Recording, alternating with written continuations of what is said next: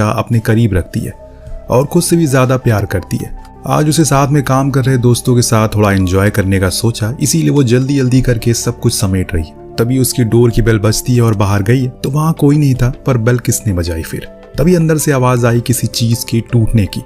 अंदर जाने पर पता चला ये तो टॉम ने कलर की शीशी गिरा दी, जिसे साफ करने के बाद वो फौरन कपड़े पैक करने में लग गई। फिर जब टॉम की बारी आई तो वो ऐन मौके पर उसके साथ चलने से इनकार करने लगा। अब जेस ने काफी कोशिश की उसे साथ ले चले, पर वो अपनी जिद पर अड़ा रहा। इसलिए गुस्से में आकर वो उसे घर में ही छोड़कर खुद अकेले ही चली गई। अब जब वो पोस्ट पर पहुंची तो विक्टर ने उसे पिक किया, जो उसके बर्ताव को देखकर काफी परेशान था। तभी ग्रेग आता है, जिसने सभी को अपनी बोट पर इन्वाइट किया था। वो भी जेस के इस बर्ताव को देखकर वजह पूछता है तो वो कहती है कि उसे कुछ नहीं हुआ है। तब ग्रेग ने उसे टॉम के बारे में पूछा, वो भी तो आने वाला था ना। जेस ने झूठ बोल दिया कि वो सो रहा है, इसीलिए मैं उसे लेकर नहीं आई। और उसके चेहरे की रंगत को देखकर ग्रेग को समझ नहीं आ रहा है कि असल में उसे क्या हुआ है। खैर, जब वो कुछ नहीं बताती तो वो उस चीज को इग्नोर करके बोट पर चले जाते हैं। सभी एंजॉय करते हुए समुंदर में चले जा रहे थे, पर इस कश्मकश में उन्हें पता ही नहीं चला कितनी दूर वो आ गए। इस बीच जेस, जिसकी आंख लग गई थी, एक बुरे सपने के कारण वो उठ गई। उसने देखा किसी अनजान द्वीप पर वो फंस चुकी है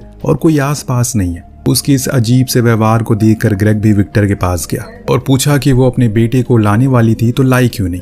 विक्टर ने बताया कि उसका बेटा एक बीमारी से पीड़ित है, हो सकता है कि इसीलिए वो उसे लेकर नहीं आई, या फिर वो स्कूल गया हो। पर आज तो संडे, भला आज कौन सा स्कूल खुला होता है? यही सवाल था विक्टर का, लेकिन ग्रेग के पास कोई जवाब नहीं होता। यहाँ विक्टर एक और चीज बताता है, जब वो उसे कार से यहाँ लेकर आ रहा था तब भी मैंने यही सवाल किया, मानो वो किसी और ही दुनिया में खोई हो। ऐसा लग रहा है कि एक क्षण के लिए वो खो सी गई हो। कुछ समय के बाद सभी ने नोटिस किया उनके ऊपर काले बादल छा गए, यानी कि तूफान नजदीक है। इसीलिए ग्रेग फौरन अपने आसपास मौजूद किसी शिप से कांटेक्ट करने की कोशिश करता है। तभी एक लड़की से उसका रेडियो कनेक्ट हुआ, जो बस इतना कहकर डिस्कनेक्ट हो गई, कोई है जो हमें मार रहा है, प्लीज हमारी मदद करो।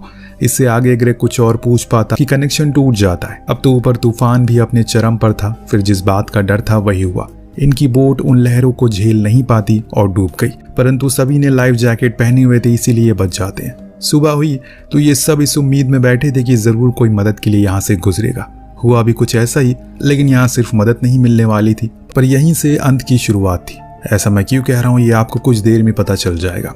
सामने से आ रहा एक बड़े से शिप पर इनकी नजर गई। इन्होंने चिल्लाना शुरू किया, लेकिन वो रुका ही नहीं, परंतु वो इतने करीब से गुजरा कि इन्हें मौका मिल गया ऊपर चढ़ने का। इसीलिए एक एक करके सभी ऊपर चढ़ जाते हैं। उसके बाद तो मानो ऐसा लगा कि शिप से ज्यादा शांति इस दुनिया में कहीं भी नहीं है। वहाँ रूम तो थे, लेकिन उसमें रहने वाले लोग ही नहीं थे। ऐसा लग रहा है कि मानो ये शिप उन्हें खा गया हो। इस शांति से अब इन्हें डर भी लगने लगा है। तभी जेस को ऐसा महसूस होता है जैसे कि मानो यहाँ पर पहले भी आ चुकी है। लेकिन ग्रेग उसे बोलता है कि हो सकता है कि तुम्हें बस एक वहम हो रहा हो। ये होता है कभी कभी, इसमें घबराने की बात नहीं है। पर जेस को ऐसा कुछ नहीं लग रहा था। थोड़ा और अंदर जाने पर विक्टर को एक पेंटिंग दिखी जो इसी शिप की थी, और उसके नीचे उसका नाम भी था, जो था अफोलस। जो सुनते ही जेस को एक कुछ याद आया। दरअसल अफोलस एक ग्रीक मिथोलॉजी में वायु के देवता थे, और इस शिप का नाम भी उसी पर रखा गया है। लेकिन वो अपने बेटे सिसिफस से बहुत ज्यादा क्रोधित थे, क्योंकि वो बहुत ही ज्यादा चालाक था। उसने 2 बार मौत को चकमा दे दिया, पर यह चीज उसके पिता को पसंद नहीं आई। इसलिए उसके कर्मों के लिए उन्होंने उसे एक ऐसी सजा दी जिसमें उसे एक बड़े से पत्थर को ऊंचे पहाड़ को लेकर जाना था। सिसिफस को ये बात आसान लगी क्योंकि वो बेहद ही शक्तिशाली था। लेकिन जब जब वो आधे रास्ते पर पहुंचता है, वो पत्थर लुढ़क कर नीचे आ जाया करता है। दोबारा से ऊपर वो ले जाता है उसे, पर यही चीज बार बार होती रहती है। और इसी तरह उसके पिता यानी कि वायु के देवता ने उसे अनंत काल तक सजा में बांध दिया, जो कि उसके कर्मों की वजह से उसे मिली थी। ये सब जेस बता रही थी कि तभी इन्हें कुछ गिरने की आवाज आई। विक्टर देखने गया, तब उसे वहां जेस की चाबियां मिली, लेकिन अभी तक वो वहां गई ही नहीं, तो फिर चाबी वहां कैसे गिर गई? सभी ने कहा कि हो सकता है कि हैदर ने गिरा दी, लेकिन हैदर कहाँ है? उसी को ढूंढने के लिए सब एक रूम में पहुंच जाते हैं, जहां पर ढेर सारा खाना रखा था, जो एकदम ताजा था। ऐसा लग रहा है कि अभी कुछ देर पहले उसे यहाँ पर लाया गया। जेस ने यहाँ विक्टर से पूछा, उसकी घड़ी में 11 बज रहे थे, लेकिन उसकी खुद की घड़ी में तो 8 बज रहे हैं, तो टाइम यहाँ इस शिप में लगी वॉच में भी हो रहा है। ये सारी चीजें किसी को समझ नहीं आ रही है, पर अभी तो ये शुरुआत है, क्योंकि इससे भी बड़े ट्विस्ट आने वाले हैं जो आपको आगे मिलेंगे। तभी जेस को एक परछाई दिखाई देती है, जिसके पीछे विक्टर जाता है, तो वहीं दूसरी तरफ ग्रेग और जेस भी उसके पीछे जाते हैं, और बचे हुए 2 लोग उसी कमरे में रहते हैं। अब यहाँ जब ये दोनों जा रहे थे, तभी इन्हें एक रूम से किसी के पुकारने की आवाज आती है। ये फौरन उसमें जाते हैं, जहाँ इन्होंने देखा कि वहाँ किसी के खून से मिरर पर लिखा था कि थिएटर में जाओ। ये पढ़ने के बाद जेस की हालत खराब हो जाती है, इसीलिए वो ग्रेग को जाने से मना करती है, पर वो चला जाता है और उसे वापस उन्हीं लोगों के पास जाने को कहता है। जब वो वहां गई तो वो सारा खाना सब कुछ सड़ चुका था। वो दोनों भी वहां नहीं थे।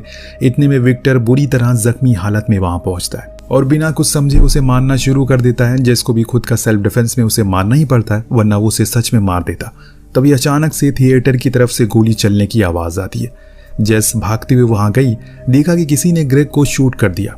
ये देख उसकी हालत खराब हो जाती है। तब सैली उससे कहती है, उसने मारने से पहले हमसे कहा था कि तुमने उसे गोली मारी है, लेकिन जेस तो उस कमरे में थी, अभी अभी तो आई है वो, तो ये कैसे हो सकता है। तभी ब्रानी बोलता है कि मुझे ये बताओ, तुमने हमसे ये क्यों कहा जाओ थिएटर में, तुम्हारा वहां कोई इंतजार कर रहा है। अब ये सारी बातें जेस के दिमाग के ऊपर से जा रही थी, क्योंकि उसे खुद कुछ समझ नहीं आ रहा है कि ये सब चल क्या रहा है। तभी एक अनजान शख्स सैली और ब्रानी को गोली मारकर उनका खेल खत्म कर देता है। अब वो जेस को भी शूट करने की कोशिश करता है, लेकिन वो खुद की जान बचाकर वहां से भागकर डेक पर आ जाती है, पर वो अनजान आदमी उसके पीछे ही था। लेकिन अब उसकी बंदूक की गोलियां खत्म हो चुकी है। तभी जेस के हाथ एक कुल्हाड़ी लग जाती है, जिसे वो उसे मारना शुरू करती है। तब वो अनजान शख्स कहता है कि ऐसा मत करो, सभी को खत्म कर डालो, तभी तुम जिंदा बचोगे, वरना कुछ नहीं बदलेगा।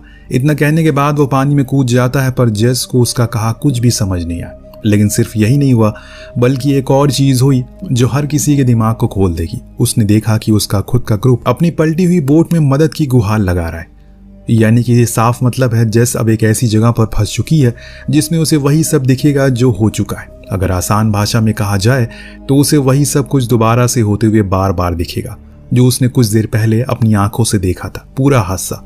जिसका मतलब ये है कि एक समय की भूलभुलैया में वो अटक चुकी है, जिसमें से कैसे बाहर निकलना है उसे खुद नहीं पता। खैर, फिलहाल वो अपने ग्रुप से छुप जाती है और देखती है कि वो सब वही चीजें कर रहे हैं जो उन्होंने आने के बाद यहाँ पर करी थी। यानी कि इस बारी भी सब मरेंगे, लेकिन अंत में कौन बचेगा।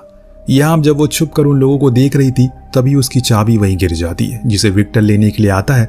तो रियल जज जाकर उसी रूम में छुप जाती है जहाँ ढेर सारा खाना रखा हुआ था।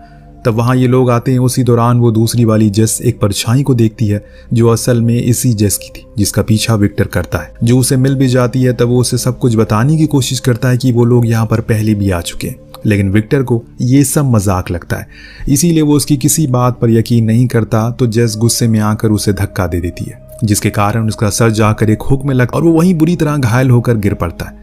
इसके बाद भागकर वो एक रूम में पहुंची तो वहां उसे खूब सारे फटे हुए पेपर दिखाई दिए, जिस पर लिखा था जितनी भी लोग यहाँ आए उन्हें नाव से उतरने से पहले मार दो, वरना ये सब सालों तक चलता रहेगा।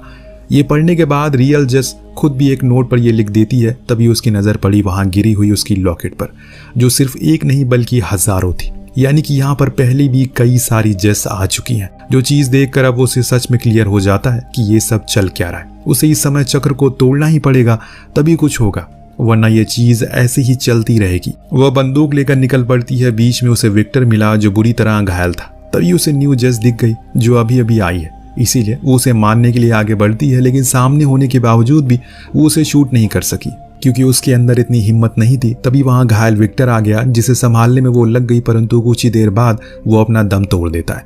तो अब बस उसी किसी भी तरह सैली और ब्रानी को बचाना है, इसीलिए वो फौरन थिएटर में गई, जहां पहले से वो सब कुछ हो रखा है, जो कि हमने पहले भी देखा है। यानी कि ग्रेग को उस ओल्ड जेस ने शूट कर दिया, पर सैली और ब्रानी को रियल जेस बचाकर बाहर लाती है और उन्हें अपनी बंदूक देकर बताती है कि तुम लोग को यहीं पर रहना होगा, जो कोई तुम्हारे सामने आए उसे मार दो, क्योंकि वो असल में वो नहीं है जिसके साथ तुम यहाँ आए थे। ये सब सुनकर उन दोनों को कुछ भी समझ नहीं आता, पर उन्होंने फिर भी उसकी बात को मान लिया और बंदूक तान दी और खड़े हो गए। बाहर निकली जेस को खून के निशान दिखे तो उसका पीछा करते हुए डेक पर पहुंची। तभी उसे नीचे से गोली चलने की आवाज आई, जो सुन वो नीचे जाने लगी। लेकिन तब तक उन दोनों के सामने वो पुरानी जेस आ गई, जिसने वो मास्क पहना हुआ था। उसने उनसे कहा कि आओ मेरे साथ चलो, वरना हम सब मारे जाएंगे। तो उन्हें भी लगा कि वो असली है, इसीलिए वो उसके साथ जाने लगते हैं। इधर जब रियल जेस नीचे गई तो देखा कि वहां वो दोनों तो है ही नहीं, इसीलिए वो उन्हें आवाजें लगाने लगती है, जो इन दोनों ने सुनी भी। पर उनके साथ पुरानी वाली जेस थी, जो उनसे कहा कि वो पागल हो चुकी है, तुम मेरे साथ चलो। अब जब ये रूम में गई तो वहां जेस उन पर चाकू से वार करके उन्हें मारने की कोशिश करती है, जिसमें वो ब्रानी को मार भी देती है, लेकिन सैली बच जाती है। भागकर वो कंट्रोल रूम में आती है, जहां उसने रेडियो से भी कहा वो हमारे पास ही है, सभी को मार रही है, प्लीज हमें बचाओ। उसकी ये बातें नाव पर फंसा हुआ ग्रेग सुन रहा होता है। सब कुछ याद आया आपको? ये सीन शुरुआत में हमने देखा था। यानी कि उस समय जो लड़की उससे मदद मांग रही थी तो खुद सैली ही थी, जो वहां भी थी और यहाँ भी थी। अभी तो ऐसा सीन आएगा जो साबित कर देगा कि सैली कब से यहाँ पर है। इतने में वहां पर रियल जेस पहुंचती है, पर सैली को लग उसी ने ये सब किया, इसीलिए वो उसे भागकर ऊपर डेक पर आ जाती है, पर रियल जेस उसके पीछे पीछे आती है। अब जो मंजर आता है वो देखकर उसके होश उड़ने वाले हैं। दरअसल वहां सिर्फ एक सैली नहीं बल्कि अनगिनत सैली थी, लेकिन वो सभी मर चुकी है, जिसका ये साफ मतलब है कि इस समय चक्र को तोड़ने का रियल जेस ने कोशिश की, वो उसे पहले भी आने वाली जेस ने कई बार किया है। उसी के कारण ये सारी सैली यहाँ पर मरी है, उनकी लाश पड़ी है। अब वो सैली के पास जाती है और उसे समझाने की कोशिश करती है कि ये सब कुछ जो कुछ भी हो रहा है वो पहली बार ही नहीं है, बल्कि ये कई सालों से चल रहा है। पर अब मैं इन सभी को बंद कर दूंगी, लेकिन इतने में ही सैली की मौत हो जाती है। तभी हम देखते हैं कि अब एक नया ग्रुप मदद की गुहार लगाता है, लेकिन इस बारी जेस को उन सभी को खत्म करना होगा, तभी कुछ बात बनेगी, वरना वो इस चक्रव्यूह में घूमती रह जाएगी हमेशा के लिए। इसीलिए वो सीधा नीचे गई और खुद के लिए मास्क बनाया, उसी अवतार में आ गई जो इसे पहले वाली या फिर सबसे पहले वाली जेस ने किया था।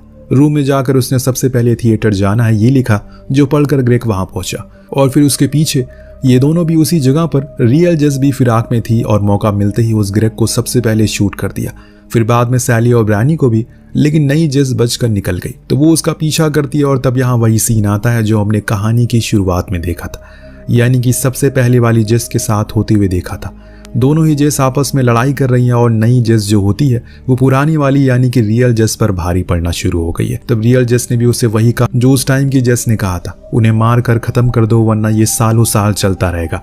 इतना कहने के बाद वो फिर से पानी में कूद जाती है। दोस्तों अब यहाँ से एक अलग प्लॉट आपके सामने आने वाला है, यानी कि जो चीज हमने पहले देखी है वो क्यों थी और उसके पीछे की क्या वजह थी ये हमें आगे पता चलेगा। तो अब जेस की आंख खुलती है, वो एक द्वीप जैसी जगह पर हूबहू उसी तरह जैसे उसने उस बोट पर सोते हुए सपने में देखा था। यहाँ से वो आगे गई, उसे अपने घर दिखाई दिया जिसके अंदर वो पुरानी वाली जेस थी जो टॉम पर चिल्ला रही थी कि वो कपड़े नहीं पहन रहा है, और ये सब ये रियल जेस खिड़की से देख रही है, जिसे टॉम देख लेता है और इसी डर के कारण उसके हाथ से वो कलर गिर गया जो पुरानी जेस थी और उसे मारना शुरू कर देती है। तभी इस वाली जेस ने बेल बजा दिया और जब वो बाहर गई देखने के लिए तो वहां कोई नहीं था। तो जैसे ही दूसरी जेस अंदर आई उसने उसे हथौड़े से मारकर खत्म कर दिया, और ये सब टॉम देख लेता है, जिससे जेस वही समझाती है जो हमने कहानी की शुरुआत में सुना था, यानी कि एक बुरा सपना है जो तुमने अभी अभी देखा है, इसीलिए इसे भूल जाओ। इतना कहने के बाद वो उसे लेकर कार में बैठ जाती है और खुद घर से उस जेस की लाश को लेकर बाहर आती है और डिग्गी में बंद करके उसे कहीं छुपाने ले जाने लगी।